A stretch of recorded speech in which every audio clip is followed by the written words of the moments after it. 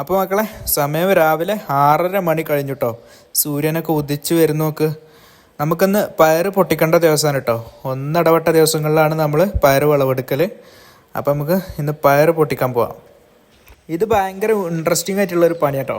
ഇതിങ്ങനെ പൊട്ടിച്ചെടുത്ത് രാവിലെ എത്ര നേരത്തെ വേണമെങ്കിലും നമ്മളിതിന് വരും. ഭയങ്കര ഉത്സാഹമുള്ളൊരു ജോലിയാണത്. അതിൻ്റെ ഒരു കാരണം എന്ന് വെച്ച് കഴിഞ്ഞാൽ ഇത് നമുക്ക് 8 മണി 9 മണിയാകുമ്പോഴത്തേന് ഇത് പൊട്ടിച്ചിട്ട് പെട്ടെന്ന് ആളുകൾക്ക് എത്തിച്ചു കൊടുത്താൽ ആ പൈസ നമ്മളെ പോക്കറ്റിൽ അപ്പം കിട്ടും രാവിലെ തന്നെ. അതിൻ്റെ ഒരു സന്തോഷവും വേറെ തന്നെയാണ്.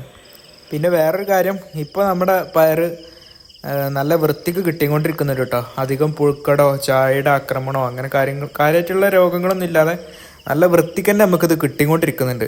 അത് തന്നെ വലിയൊരു കാര്യമാണ്. കാരണം എന്താ വെച്ച് കഴിഞ്ഞാൽ പുഴുക്കട് വന്നു കഴിഞ്ഞാൽ ആദ്യം ഈ പയറുണ്ടാവുന്ന പൂ വിരിയുന്ന ആ ഒരു കുറ്റി ഉണ്ടല്ലോ, അത് കേടുവരുത്തി കളയും. പിന്നെ നമുക്ക് കുറേ ഡിലേ ആവും പുതിയ പൂ ഇട്ട് ഫ്ലവർ ചെയ്ത് പയറായി വരാൻ വേണ്ടിയിട്ട്.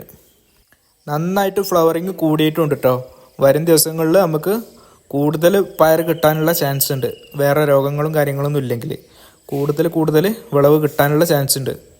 കിലോക്ക് 1000 രൂപക്ക് മുകളിൽ വിലയുള്ള വിത്താണ് കേട്ടോ നമ്മൾ മേടിച്ച് നട്ടത്.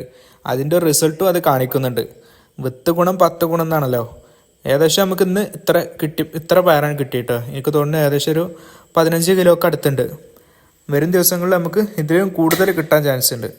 കഴിഞ്ഞ വീഡിയോയിൽ നമ്മൾ ചെയ്തത് ചീര വിത്ത് പാകുന്നതും നനച്ചു കൊടുക്കുന്നതാണ് കേട്ടോ. അതിന് തടമെടുക്കുന്നതൊക്കെയാണ് നമ്മൾ കഴിഞ്ഞ വീഡിയോയിൽ കാണിച്ചത്.